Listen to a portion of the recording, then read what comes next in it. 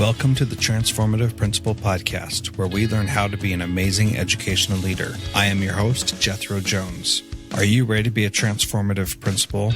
I'm looking for about 10 people who are ready to do what it takes to lead with integrity, find balance, and take your school to the next level. If you're looking to improve your leadership in a measurable way, go to transformativeprincipal.org/mastermind to see if you qualify to join a group of like-minded people who are ready to be the best principals in the country.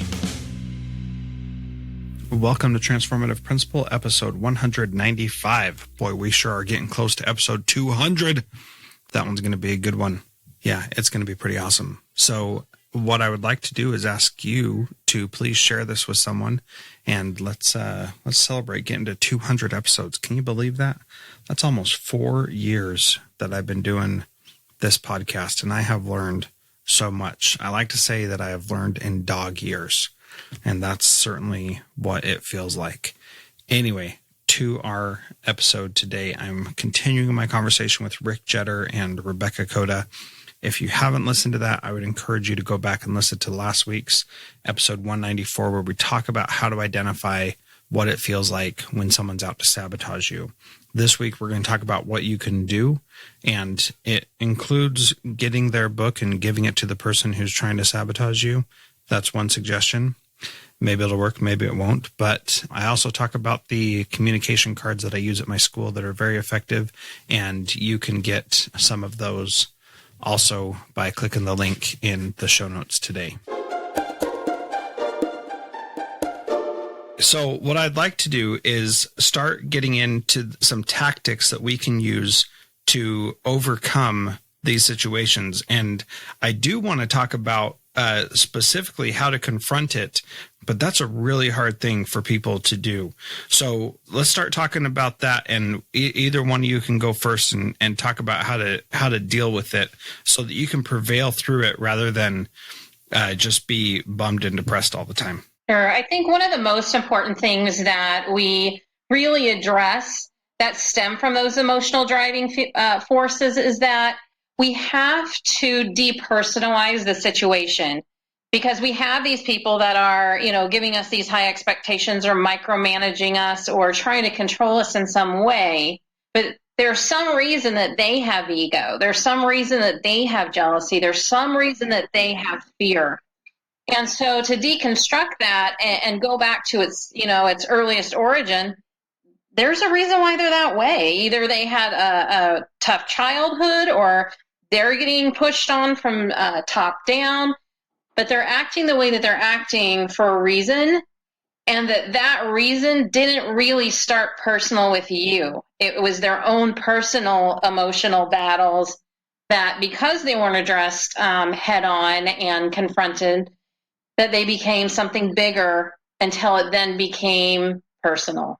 So typically those high stress, high emotional, high anxiety, fear times where we absolutely dread going to work did not stem from anything personal.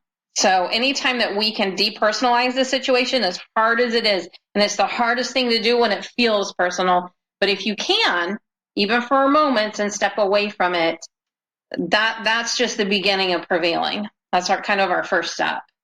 Hey, Jethro, if I could tack onto that.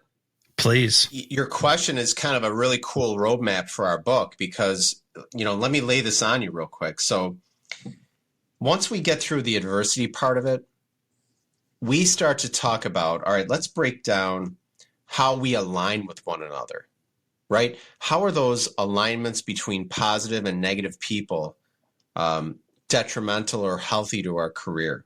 And then we go into this chapter that's just devoted to working too much. And then we go into a chapter about how people start becoming dependent on alcohol and pills. Like, this is stuff that no one writes about. It's taboo. It's like, who in their right mind would write about alcohol and depressants and Xanax and all that? Like, who would write about that? Well, we do. You know why? Because people are experiencing this. So we confront it. And then what's crazy here, Jethro, is we go into how people gather allies? Like, how do they align with right-minded people? How do they strengthen their core so that they can fight right? If you're a soldier on a field, you're alone. You're going to get shot. You're done. But if you have an army behind you, you've got a chance, right? You've got a chance of survival. So we write about that. And then we talk about how quitting is okay, and retreating and getting the hell out of a situation. It's okay. It's not quitting. It's you got to move on to protect your health and livelihood. And then we start to get in, and maybe we want to talk about this separately, but we get into actual just different forms of mindfulness and tactics for strengthening our mind and spirit, where we're going to be okay and we're going to prevail in the dunk tank and no one's going to drown us. And that's how we finish our book. And we feel it's so important to finish the book that way because we don't want to be a dark cloud in education. When we write about this, we want to help people. So, the book it's like, even writing it, it's this up and down emotional roller coaster where we end with, you know what? Hey, here's what you can do to survive and have your water wings on so you're strong and you can get through all this garbage and baloney that goes on. And call it what it is. It's an elephant. And you're either gonna address it or you're gonna ignore it. Yeah, so I want to talk a little bit about one aspect of that, because I think you said something really important there, that you're either going to address it or you're going to ignore it. And part of that addressing it feels like, and you didn't say this, but I'm inferring it, and so correct me if I'm wrong, because I'm pretty sure you're going to say I am, but addressing it sometimes feels like you're trying to play some sort of political game. And that, I personally do not like doing that. And I want to believe that everyone is good and that I don't have to scratch somebody's back to have something done, and things should be done because they're the right thing to do. And that could be me being naive, and I'm okay with that, but that's how I want to see the world. I choose to see that way. And, I had a school district that I worked in where it seemed like it was very much about who was hanging out with the superintendent or the assistant superintendent the most. And whoever that person was, they seemed to get everything that they wanted. And I just did not like playing that game and felt like, I needed to be in my school, running the school, and not going and, just shaking hands and making sure I got FaceTime in with the leadership so that, they should be able to trust me because they hired me and see my good work day in and day out.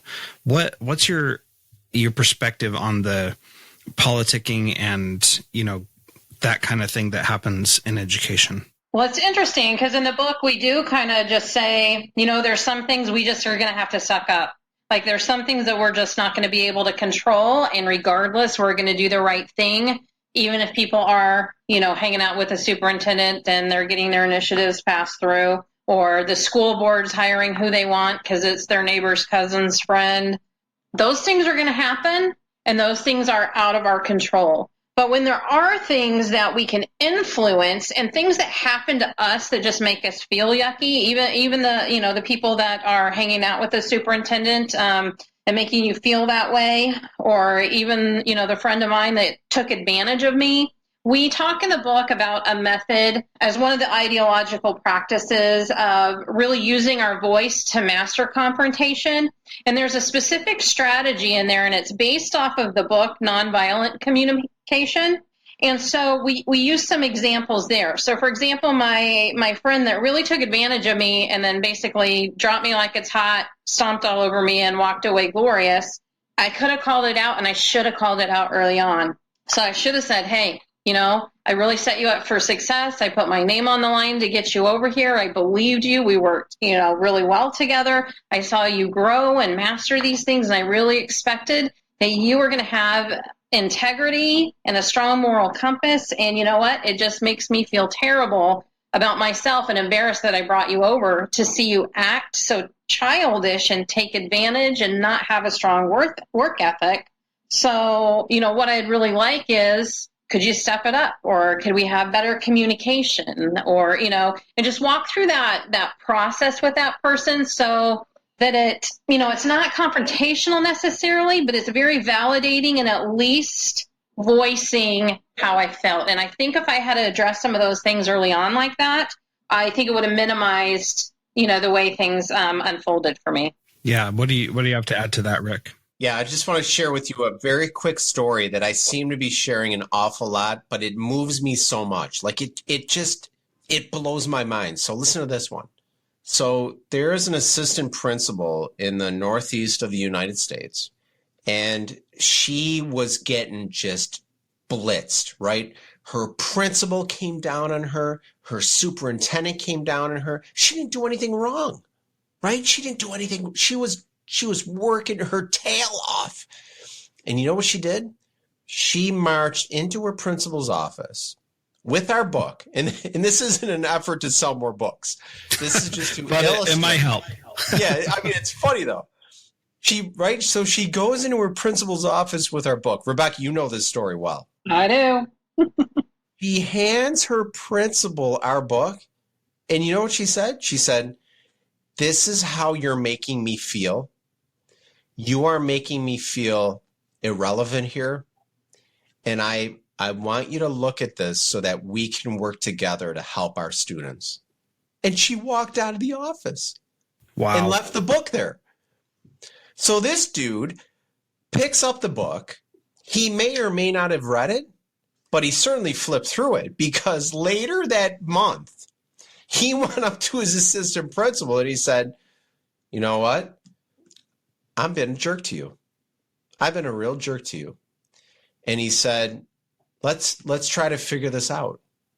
And they started to work together, right? So it's right, Jethro, it's all about you either address it or you ignore it. But if you don't address it and something happens, you better not have any regrets, because you are in control of if you're going to move forward with calling people on the carpet in a professional way, right? Granted, polite, professional way. I'm not saying you're going to go in there and go crazy, but can you address it and help everyone, not just yourself, but help the entire organization?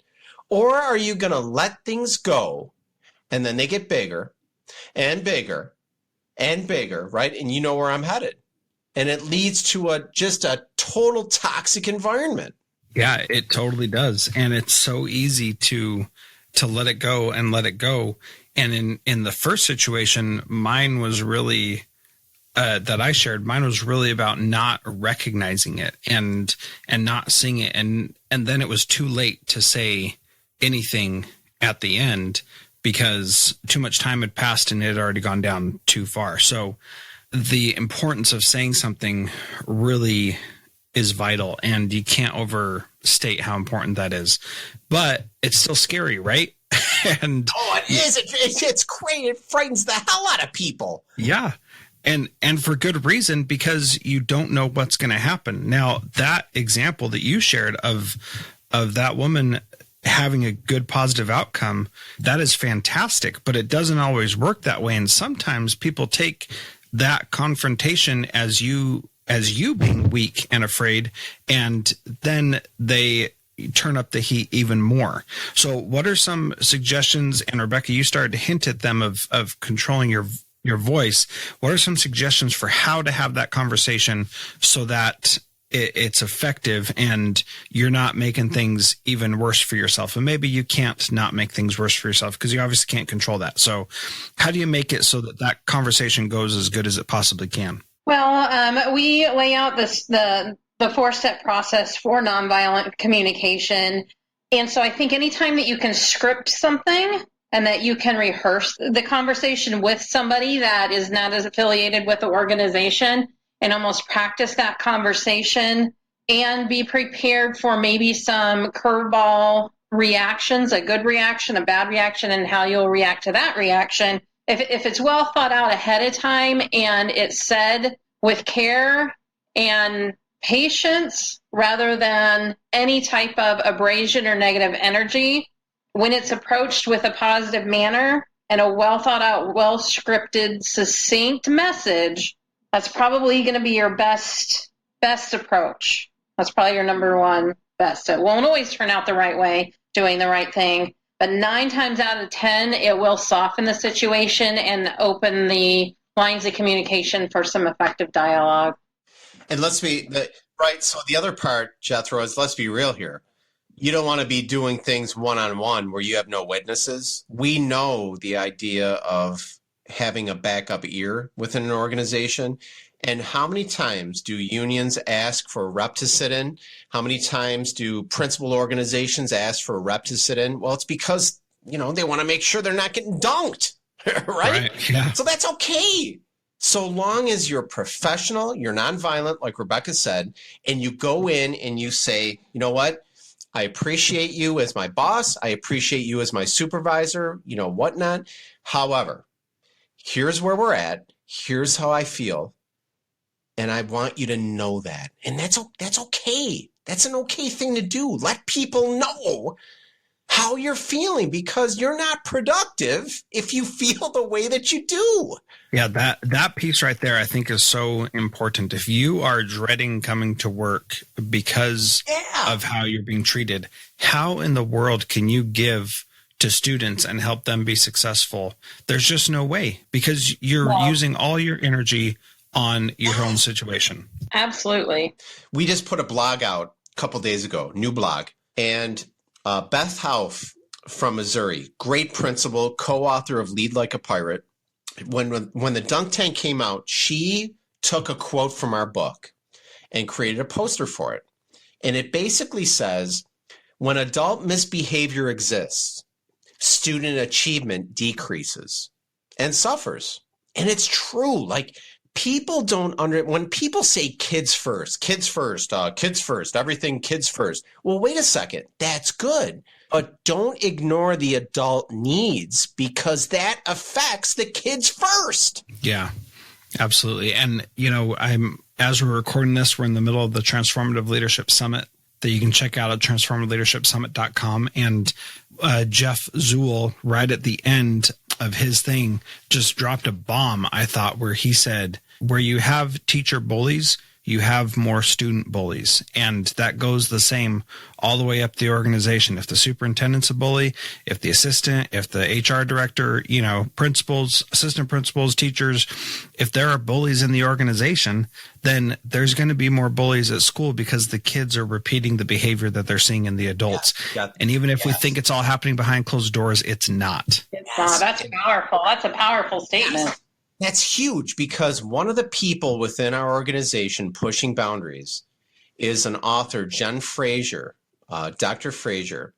She dedicates her life to talking about how bullying is learned from kids through adults. And yet we hold kids accountable for bullying, and we give them consequences. It's a learned behavior. It's learned through adults. That's a great point you just made, Jethro. Yeah. Well, it sounds like I need to talk to her too, because that sounds pretty good. So I do just want to add one last thing here before we wrap up. I know we're getting close on time, and I appreciate that. The thing that I've talked about numerous times on this podcast is the storyline card that I use with my staff. And when I left my previous school, one of my teachers said, without me going to her and asking, she said, when you go to your new school, what you need to take is the storyline card. Because what the storyline card does is everybody has a little storyline about their boss in their minds, right? And they tell themselves a story, and as they go along in life, then it gets bigger and becomes their own thing, and it takes on its own life. And so what the storyline card does in my school is teachers bring that to me, and it's where I give them permission to say that I'm not treating them well. And I try not to, but sometimes I do things on accident or intentionally, but it gets worse than it is. But what that does is they give me the storyline card, and I change into a reflective, listening person. And no matter what else is going on, that's the approach that I take. And it's a physical card so that I see it, so I can touch it, so they can see it and they can feel it. And that is really important. So they give it to me and then they say, I have a storyline, and it basically gives them permission to say anything that they want to me. And I'm not allowed to get mad or offended or bothered. And it's about them speaking what they are seeing in their own lives. And I've used this at all the schools that I've been a leader at, and it is just amazing because it allows people to get things off their chest. It allows them to confront me specifically about something that I may have done intentionally or not, and helps us get past whatever it is that is preventing us from being successful. And so that's something that I have used many times that is incredibly powerful. And I'll make sure you guys have a copy of it also so that you can check it out. And there'll be a link in the show notes for those who are listening to go get that also. It is just incredible. And the stories that I have that I could share where people's lives have changed because of that, not because of anything that I did specifically, but because they were able to get that off of their chest and not hold it in anymore. And it destroys you and eats you apart inside when you hold those things in. So that's something that I do that I think lines up with this good. And I use that on my bosses as well. And I say, You don't do this, but I do. And here's how this works. Yeah. And then I give it to them. Now that's cool. Transformative. That is like completely powerful because you're allowing people to feel the way they feel, whether you intended for them to feel that way or not. That's huge. Well, it's amazing. And I just love it because it makes such a difference, and definitely something that I think every leader should be able to do. And that the one that you shared about the assistant principal giving your book to her principal, that people need to be able to do that. And we as leaders need to be open to that so that people can help us change and be better, even when we're not intending to be bad.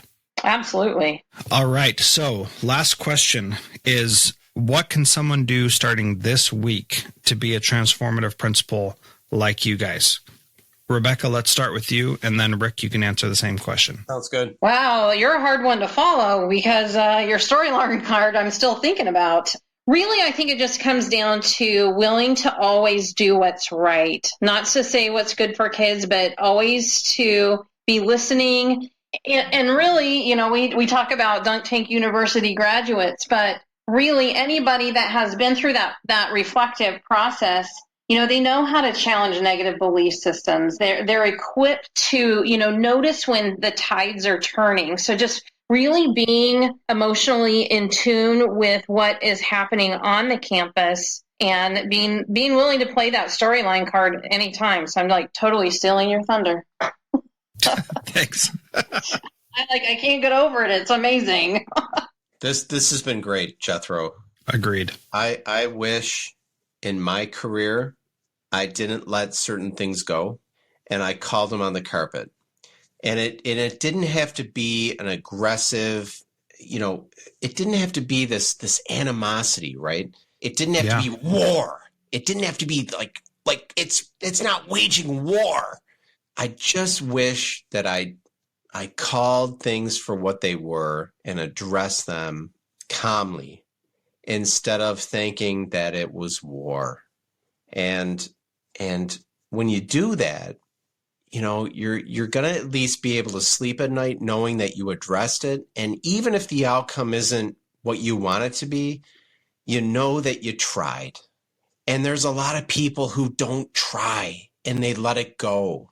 And then it compounds and then it gets worse, right? And we just want people to push on the elephant, right? So the more people that push on this elephant, it's bound to budge. But if we don't, it's just going to sit there. Yeah, absolutely. Man, I have also really enjoyed this. I can't believe I didn't know about you guys before. And I'm just loving the idea of providing resources to help people deal with these things that happen that nobody enjoys. And so thank you both for coming on. How do people connect with you, get in touch with you? Twitter, Facebook, whatever you guys use. How do they learn more from you? Go ahead, Rebecca. We have several different ways. I mean, I have RebeccaCoda.com. Rick has RickJetter.com. Our handles are the same on Twitter. So he's at Rick Jetter and I'm at Rebecca Coda. So those will be easy to find. Probably our newest adventure is we have come together as forces of transformational leaders and have brought together affiliates with Rick and I, and we're calling it Pushing Boundaries. And so we now have just released a website, and it's pushboundconsulting.com. And I'm sure we can link it up to your site with this information. And Yes. Some of those affiliates that we talked about, like Jen Frazier and her neuroscience on bullying, is there. So there's some really outstanding individuals beyond us. And we like to surround ourselves with smarter people than us, and that's what we've done. And so we're really excited about that. So there's resources that are far beyond even Rick and I's capacity as leaders. Great. That is wonderful. We'll make sure we get all those links here in the show notes, and I'll make sure I put a link to the communication cards as well, which include more than just the storyline card. So, Rick and Rebecca, thank you so much for being part of the Transformative Principal podcast. I appreciate it. It's been a blast. Thank you, Jethro. Dude, just a huge honor. Really, really awesome to talk with you, Jethro. Wasn't that great? Man, I really liked those two. That was a great conversation, and I learned a ton from that, and I know you probably did too. Thank you so much for listening, and please share this with someone who might be struggling with some of those things in your school or district. Pardon my daughter's coughing. Katya, do you want to say hi? I'm just recording on my podcast. Do you want to say something?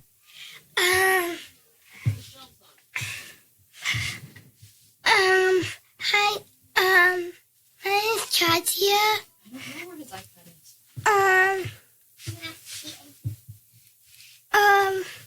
Myself is to before God is always beside talking about someone else. Thank you, bye. Transformative Principal is a proud member of the Education Podcast Network. Podcasts for educators by educators. Visit edupodcastnetwork.com for more great podcasts.